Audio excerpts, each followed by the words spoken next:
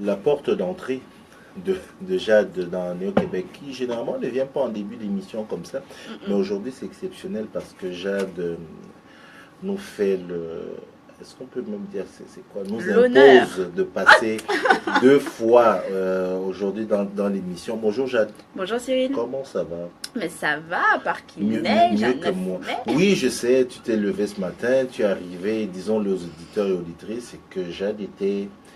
Je vais rester correct. C'était en pétard. J'étais très énervé. Pourquoi? Parce que, bon, ben voilà, je vous dis, nous sommes le 9 mai 2017. Et il y avait de la grêle ce matin. Si c'est pas un manque de respect. C'est vraiment un manque de respect. On passe de 12 degrés à 24 et puis à 3, mais bon, bref. Jade, ce matin, exceptionnellement, tu vas passer 2 fois. Oui, j'ai passé 2 fois. Normalement, on devrait parler hip-hop. On devait parler Miley Cyrus et hip-hop. Mais là, comme ça, tu as eu un coup de sang. Voilà, c'est bien que ce soit toi-même qui le dise. Et puis, voilà, il y a un article sur lequel tu veux Un article d'opinion. C'est ce que tu m'as dit. Oui, c'est un article d'opinion. Je tiens à mettre... On va commencer dès le début par remettre en contexte. C'est Cyril qui a imprimé l'article et qui me l'a tendu dès que je suis arrivée en studio. Donc, il savait ce qu'il faisait, connaissant mon caractère. Comme j'ai dit, quand on pique. Il ne faut pas s'étonner après que l'ours se réveille. Tu me fais passer pourquoi? Trop flatteur. Donc du coup, oui, Cyril m'a imprimé très gentiment, de manière très généreuse, un article d'opinion qui est sorti dans Le Devoir, qui est intitulé « Racisme systémique, : sortir de l'idéologie victimaire », qui a été écrit par Nadia El Mabrouk et Michel Sirois, respectivement membres et présidentes de Pour les droits des femmes au Québec, d'accord ? Et du coup, pourquoi j'ai décidé d'en parler? Pas parce que cet article d'opinion en soi est révolutionnaire ou original, on retrouve les mêmes idées que j'entends constamment pour s'opposer notamment au projet de commission pour le racisme systémique. C'est quelque chose de toute façon que je retrouve beaucoup dans le débat. Il n'y a rien d'original dans l'article, mais disons que la répétition de toujours ces mêmes arguments a fini par me donner envie d'y répondre de manière plus ou moins officielle par ma chronique. Donc du coup, je vais vous résumer très rapidement, brièvement l'article, c'est très facile. Les thèmes de l'article sont: on devrait arrêter de parler de racisme systémique parce qu'à force d'en parler comme d'un système, on banalise la chose. Cela fait de nous des victimes, donc on devrait arrêter systématiquement de se poser en victime en dénonçant le racisme. Et surtout, pour le reste de l'article, une fois que est démontée l'idée qu'on puisse parler de racisme systémique, on réduit le racisme à un problème de chômage. Donc quand on lit l'article, le racisme est réduit juste à un problème de chômage dans le secteur public. On a un problème par rapport au fait que certes, il n'y a pas énormément d'emplois pour les personnes racisées, mais finalement, est-ce que ce n'est pas dû à des coupes budgétaires ces 15 dernières années? Et puis, il faut bien que les personnes immigrantes prennent le temps de pouvoir traduire leur diplôme et prennent le temps de se faire un contact et des réseaux. Donc finalement, ce n'est pas si mal à Montréal. Il y a même une phrase toute simple, je crois que je l'ai soulignée, qui marque ce n'est pas l'enfer des minorités visibles au Canada, il ne faudrait pas exagérer. Donc voilà, en gros, l'article, vous le trouverez en ligne, c'est ça, Cyril? Exact. En ligne, disponible. Et donc, moi, je me suis dit, ok, ce n'est pas la première fois que je vois ces arguments, c'est même des arguments qui sont de plus en plus présents dans le milieu médiatique. J'ai eu envie d'y répondre. Pourquoi? Tout d'abord, il y a un gros problème à réduire simplement le racisme à un problème de chômage. Ça, c'est une seule partie, une sous-partie, une micro-dimension de ce que représente le racisme. Dans l'article, on ne parle pas des violences policières, on ne parle pas d'absence de représentation, on ne parle pas de la surreprésentation des Blancs dans les meilleures positions de travail ou les milieux de travail les plus enrichissants. On ne parle pas de la surreprésentation des Blancs dans ce qui concerne les richesses du pays. On ne parle pas de la surreprésentation dans le milieu politique. On ne parle pas du tokenisme, qui est le fait d'embaucher une personne racisée, juste histoire de dire on n'est pas qu'une équipe de Blancs. La preuve, on a 2 personnes sur 15 qui ne sont pas Blancs, donc c'est bon, ils vont valider. Donc déjà, l'article a réduit tout le racisme à juste un problème de chômage dans le secteur public. Il y a un premier problème. Mais surtout, ce qui m'a le plus chatouillé, c'est le fait qu'une fois encore, on critique l'idée que le racisme puisse être systémique et que cela fonctionne comme une forme de banalisation. Et surtout, d'après l'article, on a l'impression que le racisme systémique, c'est né en 2016. Tout d'un coup, en 2016, la commission a voulu faire une enquête sur le racisme systémique et les médias se seraient emparés du sujet. Et du coup, maintenant, c'est devenu le racisme systémique. On a redéfini le racisme. C'est né avec la commission d'après l'article. Moi, j'ai besoin qu'on remette les choses en contexte. Pourquoi on parle de système? Tout simplement parce que nous sommes dans une société capitaliste. Fait, je ne l'invente pas. On est dans une société capitaliste. Le but d'une société capitaliste, c'est l'enrichissement d'une partie de la population. L'enrichissement d'une partie de la population se fait au détriment du reste de la population. Tout le monde ne peut pas s'enrichir en même temps. Une partie de la population, c'est ce qu'on retrouve dans les écrits de Audre Lorde, par exemple, sert de surplus. C'est-à-dire qu'une partie de l'humanité va servir à enrichir une minorité de cette humanité. Et ce système-là est né, du moins, à accoucher de l'idéologie raciale. C'est-à-dire que lorsque le système capitaliste a fait un boom, il a fallu justifier le fait qu'une partie de l'humanité serve à enrichir le reste. Ça a donné l'esclavage, ça a donné la traite négrière, ça a donné la colonisation, ça a donné le pillage des territoires, ça a donné le fait que, aujourd'hui encore en 2017, des territoires entiers du monde servent de grenier pour le développement occidental. Et une grande partie de la population servent de nouveau finalement à servir les intérêts des populations occidentales. Une partie de la population sert à enrichir une minorité. C'est le système capitaliste.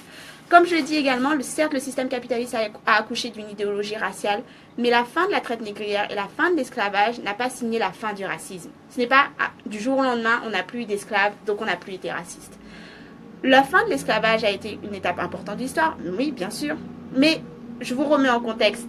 On vous a éduqué, vous avez grandi dans un système où vous aviez l'autorisation de tuer, de fouetter, de violer les femmes noires, d'utiliser les hommes noirs comme des objets. C'était vos propriétés.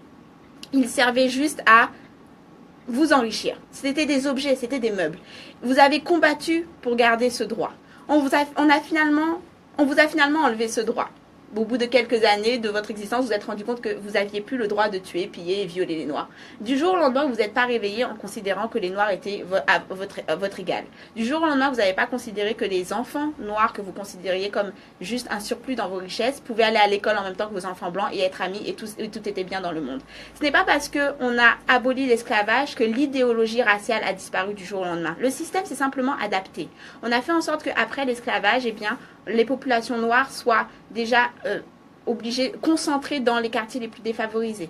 On ne vendait pas aux Noirs, on ne faisait pas de prêts bancaires aux Noirs. On interdisait les Noirs d'être...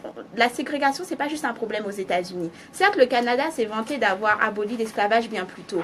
Mais comme le montrent les travaux de Rachel Dolezal, par exemple, le racisme a continué de tuer au Canada bien après l'esclavage. Lorsque les Noirs venaient au Canada pour échapper à la servitude des États-Unis, ils tombaient sur une société qui n'était pas plus ouverte que les États-Unis. C'était juste une société qui, certes, les interdisait de posséder des Noirs, mais c'était une société qui considérait toujours les Noirs comme sous-hommes par rapport aux Blancs. Ça n'a pas disparu, l'idéologie raciale n'a pas disparu du jour au lendemain. Et le fait que vous ayez moins accès à l'emploi, moins accès à des logements sûrs, moins l'accès à d'aide médicale, cela tue tout autant que le domaine de l'esclavage. En parlant du domaine du médical, vous savez que la grande majorité des avancées médicales que l'on a faites, ça a été sur le dos des Noirs. Par exemple, la pilule ou la chirurgie, ça a été fait sur des corps des Noirs parce qu'on considérait qu'ils étaient quelque part plus résistants à la douleur. Donc on a pratiqué parmi les pires expériences médicales pour pouvoir faire l'avancée, on les a pratiquées sur les populations noires. La pilule ou par exemple le fait d'enlever l'utérus, l'ablation de l'utérus, on s'est entraîné sur les populations noires des femmes avant de la proposer pour des populations blanches. Tout le secteur médical a été racisé. On a une étude aujourd'hui qui démontre que lorsque vous allez à l'hôpital en tant que noir, on va vous donner beaucoup moins de médicaments antidouleurs qu'à une population blanche, puisqu'on considère que les noirs souffriraient moins de la douleur, ou encore qu'il y aurait un plus grand risque que vous soyez drogué ou que vous essayiez d'obtenir de la drogue. C'est une étude qui a été montrée que dans le milieu hospitalier, vous n'êtes pas traité de la même manière. Dans quelle... L'étude Oui. L'étude a été démontrée aux États-Unis. Ok. Cette étude-là est démontrée aux États-Unis. Il en existe une également en France. Il faut que je vérifie au Canada. Mais ça ne serait pas étonnant. Enfin, je veux dire, le Canada n'est pas une utopie. À un moment donné, il faut arrêter de considérer que... personne ne l'a jamais dit, ouais. Donc, voilà, le milieu médical. Donc, lorsqu'on réduit le racisme à un problème de chômage, on passe complètement à côté. Et lorsqu'on dit il faut arrêter de penser au système, on risque de banaliser le racisme, au contraire. Non, ça ne fait pas nous des victimes, ça fait de nous des personnes conscientisées sur la réalité de nos conditions de vie. Le racisme systémique, qui a été médiatisé à ce point en 2016, le terme n'est pas né en 2016. On a des travaux du milieu du 19e siècle d'afroféministes comme Audre Lorde, comme Patricia Hill-Collins, enfin Patricia Hill-Collins c'est plus récent, mais on a des féministes comme Frances Bell qui déjà conscientisaient et écrivaient sur la multidimensionnalité des systèmes d'oppression, qui déjà parlaient du fait qu'on avait affaire à un système. Voilà pourquoi lorsqu'on essaye, comme dans cet article, de démontrer que on déplace le débat, non, au contraire, on cible exactement le problème. À force de se concentrer uniquement sur Norbert ou Jean qui considèrent que les Noirs sont inférieurs ou sont des babouins et que c'est ça le véritable problème, là on passe à côté. Je m'en fiche que Jean ou Norbert considèrent que en tant que Noir, je suis sous-humaine ou je devrais pas avoir de job ou je devrais rentrer chez moi. Par contre, j'ai un problème avec le système qui va donner plus d'opportunités d'emploi, une meilleure éducation, un meilleur service médical, une meilleure protection policière, une meilleure présomption d'innocence systématiquement respectée parce que Jean et Norbert sont blancs et parce que je suis noire. Ça me pose un problème. Jean et Norbert, je m'en fiche, qu'ils aient leur opinion. Donc lorsqu'on dit, on parle de racisme systémique, tous les blancs sont racistes, lorsque vous parlez comme ça, non, tous les blancs ne sont pas racistes, mais tous les blancs profitent d'un système raciste parce qu'ils sont blancs. Tous les blancs profitent de ces privilèges parce que la norme idéale, comme on a déjà conscientisé, vous pouvez trouver des textes qui ont été publiés depuis le XVIIIe siècle sur ça, c'est pas né dans les années 2000. La norme idéale, c'est être homme, blanc, hétérosexuel, éduqué et être valide, c'est-à-dire ne pas avoir de handicap. Cette norme-là, si vous naissez avec ces caractéristiques-là, par la chance de la naissance, je ne dis pas que tout d'un coup, vous n'allez pas travailler, vous n'allez pas devoir travailler ou tout va être donné, mais vous allez avoir plus de chance, vous allez avoir plus d'opportunités, vous allez avoir moins de difficultés dans la vie parce que vous êtes né avec ces caractéristiques-là. Et en fonction de, lorsque vous naissez et de vos différences par rapport à cette norme idéale, donc si par exemple vous êtes femme blanche, si après vous êtes femme noire et je sais pas, lesbienne, comme je le suis. Là, vous avez moins de privilèges par rapport à la norme idéale et vos conditions de vie vont être différentes. Et ces conditions de vie vont faire en sorte que vous aurez moins d'opportunités, vous aurez plus de difficultés à avoir des promotions, vous aurez plus de difficultés à avoir une meilleure éducation, vous allez moins vous voir dans les secteurs politiques, vous allez moins vous voir dans... Par exemple, moi, depuis le lycée, je n'ai pas eu de professeur noir. Et je suis en doctorat. Et j'ai voyagé, j'ai fait des études en France, j'ai fait des études en Angleterre et maintenant je suis au Québec. Et je n'ai pas de professeur femme noire dans 3 pays différents. Depuis le lycée, j'ai 26 ans. Et qu'on me dise que ce n'est pas un problème et que ce n'est pas systémique. Le problème, c'est que ça devient systémique lorsque ça devient systématique, lorsque ça devient la norme. Lorsque cela devient la norme, il y a problème parce que la population n'est pas normée. Donc s'il y a une norme systématiquement au même niveau de pouvoir, il faut s'interroger qu'est-ce qui fait en sorte que seules ces populations-là, seules ces personnes-là arrivent toujours au pouvoir. C'est qu'il y a système. Et si on passe son temps à dire on va arrêter de parler du système, on va arrêter de se poser comme victime, là on manque totalement la cible de la lutte. Et pour finir sur cette chronique, je suis encore une fois agacée de voir que parler du racisme est dénoncé comme un moyen de se poser en victime. Comme le disait d'ailleurs Amandine Gay lorsqu'elle a fait une présentation, personne aime être la victime de l'histoire. Tout le monde veut être le héros, tout le monde veut être le privilégié. Il n'y a que les privilégiés pour considérer qu'on trouve plaisir à se poser comme victime de l'histoire. Non, ce n'est pas une histoire d'être victime, c'est une histoire de récupérer son agentivité. C'est une histoire d'être conscient et conscientisé sur les conditions de notre vie pour être préparé à combattre ce système. Et pour être conscientisé, il faut être prêt à reconnaître l'existence de ce système et donc à être prêt à le dénoncer. Je ne suis pas victime, au contraire, je suis agent de ma vie. Je le fais en reconnaissant que j'ai besoin de combattre ce système. Donc c'était ma réponse à l'article. C'était ta réponse à l'article. Ce qu'elles disent en même temps, Jade, c'est que cette commission-là, ce qu'elle sous-tendent, c'est que de toute façon, cette commission ne va pas résoudre le problème ou les problèmes liés au racisme, tels que tu les as décrits par exemple. C'est-à-dire que tout le système là, tel qu'il est bâti. Ce qu'elle sous-tend, c'est que finalement, il existe déjà des solutions et qu'il faut juste les appliquer, qu'on n'a pas besoin de quelque chose en plus, c'est-à-dire une commission. Et je trouve leur argument totalement, encore une fois, totalement à côté de la plaque. Non seulement on a besoin de cette commission, mais comme je l'ai dit, on a besoin de cette commission pour conscientiser et pour avérer et pour montrer que c'est une réalité, ce sont des faits.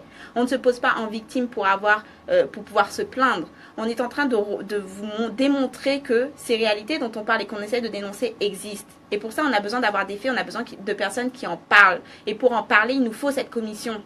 Parce qu'on ne va pas demander aux privilégiés de s'étudier soi-même sur les privilèges. On a besoin d'une place à la table. Et si la table ne veut pas nous accepter, eh ben on va aller créer notre table. Et on va s'y asseoir et on va parler. Entre vous. Et apporter ensuite nos discours là où il faut. Mais oui, moi je suis pour qu'on parle entre nous. Parce qu'on a besoin également de milieux où, comment dire, parfois on a besoin de se retrouver entre nous pour développer cette conscience, pour développer un bon discours, pour développer notre plan de lutte et ensuite l'apporter au reste de la société. Mais pour ça, il faut qu'on ait le temps de parler. C'est noté, Jade. Merci pour cette première partie de cette chronique exceptionnelle de mardi, alors que c'est une seule fois. On ferme la chronique et puis...